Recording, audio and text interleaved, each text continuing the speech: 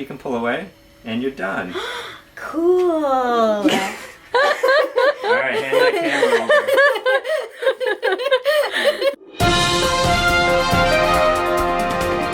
Hi, Cheech and Nam here, hanging out in Brian Chapman's shed. Hang out with us.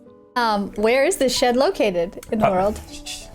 No, it's in Patuxent Village in Rhode Island. Where did you grow up? I grew up, I was born in New Bedford, Massachusetts, and then moved to Attleboro and then Providence in 1997, and then I've been kind of in this 3-mile radius for the past 22 years, so yeah. I'm interested in this BMX riding experience or your BMX life that you've had, and do you still ride BMX? How did it start? Wow, okay. So it started in like 1983. I think a lot of people have like a similar story of how they got into BMX. You know, they saw someone else doing the thing. And so I saw this guy in Attleboro doing this jump right near this ice cream shop, and I was blown away. At this point, like super pestering mom. I mean, she had bought me a department store bike, Kent Trailblazer in 1983. Are you shaming me? Nope. I don't even know what a Kent Trailblazer is. It's the best. It was made before I was born. Bike that $70 could buy.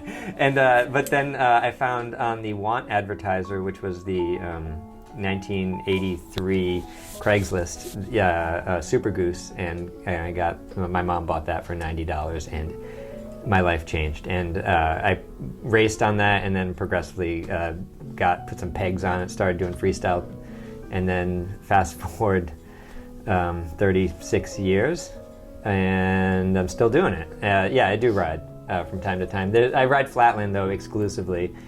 Sometimes there's like a pump track down the street that I'll ride I have a Fit that I ride that, but I ride flatland on a bike that I made, and it's still fun.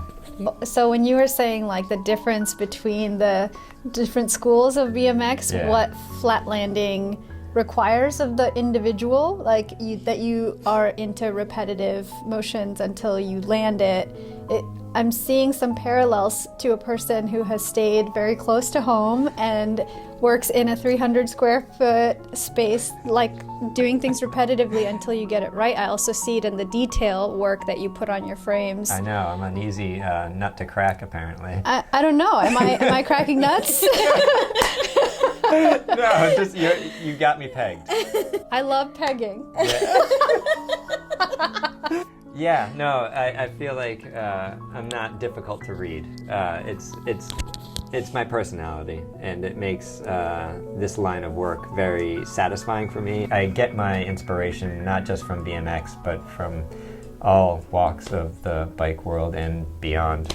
Having the experience that you have with BMX, how do you think that's shaped what you're doing now or influenced what you're doing now? So I still use, on some of the builds, I use BMX components, and I don't think a lot of people realize it when I'm using them. Like whether it's a locking lever or the brakes that I use, I'll use like BMX adjusters, like the springs, because Flatland are super, if they do ride brakes at all, are super anal about how the brakes feel and the cable pull and how smooth they are, and especially like the spring tension. So they have these low profile, Diacomp came out with these back in like 20 years ago, these low profile springs for 990 brakes, which is like a center pull brake that was still is common on BMX bikes. And I incorporate those into the brakes that I make. So you're one of the few frame builders who also does their own components. Is that true? There are a lot of people who make their Are own there? like stems and racks, like Johnny Coast, for example. In terms of making like components like cranksets and brakes, probably not a ton of people are making them. They could, I'm sure they could, because all it is, like I use this flat plate here that I got at the scrapyard. I drilled some holes in it and I made some brakes. Cool. So it's not beyond the scope of what people do. I just was like, why aren't they doing it? And so I was like, let me try it and let's see what happens. And so I did it, and it wasn't an insurmountable feat. So I think everyone should make their own components if they can, or if they have a torch. Let's see what else you can make. Yeah. Can I just mention something quickly? At my previous employment at Circle A, we would sell frame sets too. I mean, like, so if someone came to us and wanted just a frame and fork, we would build that, and then we'd hand it off. And I would never know if they even built it up, like if it just, or if it just became a wall hanger or something. So that was the one thing, is I insist that every bike leave the shop as a complete rideable bike. Okay. So I don't make frame sets, or I don't make like individual components. It's all part of a bicycle that I get to test ride, so at least it's ridden once. There's some like love and sweat that's put into these bikes that people appreciate, that I did spend a lot of time on it, and hopefully they enjoy it. I don't want them to treat it like it's precious. I want people to ride the bikes. That's like one super pet peeve.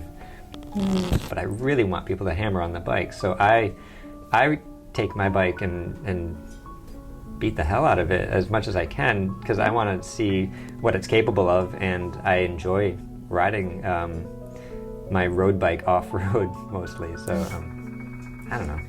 I just want people to ride the bikes. Yeah. Yeah, no shit, right? But I think that's interesting that you don't let just a frame set leave here. I think that It's really cool. it's like Ron once mentioned you to be a Puritan in his words. And I loved that word, because I feel like I'm getting that gist, is like, you have your standards, like, I want this frame that I've built to someone to use it, so it's gonna leave here as a complete. I'm going to make as many of the components as I can make myself. You know, I think that's Within budget, yes. I think No, that's I like not a lot of people, like, you have your standards and you stick to them, and I appreciate that. Yeah, thank you. Yeah. I butt heads with customers sometimes. You have but to set your boundaries. Yeah. But there are some boundaries that I don't even have. Like when it comes to like paint, like because I do my own paint, it's like I'll paint almost anything. I just want the bike to look cohesive. The one thing that I tell people is that I don't want it to be black or white. I just want it to be like a color, like any color. Some people choose anthracite gray, and that's fine. Okay. How do you feel about your bikes being referred to as a work of art? Oh, I hate that. I hate that. Because it's not. Because if it was a work of art, I wouldn't have to pay taxes on it, because in Rhode Island, artists don't have to pay taxes on the things they sell. And I tried to convince my accountant that I was an artist, and he's like, no. There's a thing right here for bicycle manufacturing. You're not an artist. No, I'd love to be an artist, but I am not. I'm a craftsman, craftsperson, whatever you want to call me. Yeah. Like a bicycle doesn't. I love the craft. Don't get me wrong. I love making the bike. I love seeing crisp shorelines. I love analyzing other people's bikes. Not like nitpicking, but like just like looking closely at things that people make. And there's just a difference between, in my mind, art and craft, and it's kind of a craft. You said that there's like a love to your craft and a love to building bikes and a love to the things that you do. Can you talk about what love is for you? I know. Oh, that's It's deep. We don't talk about love. We talk about a lot of other stuff, but we don't talk about love. No, I clearly throw the word love around too easily. But what love means to me.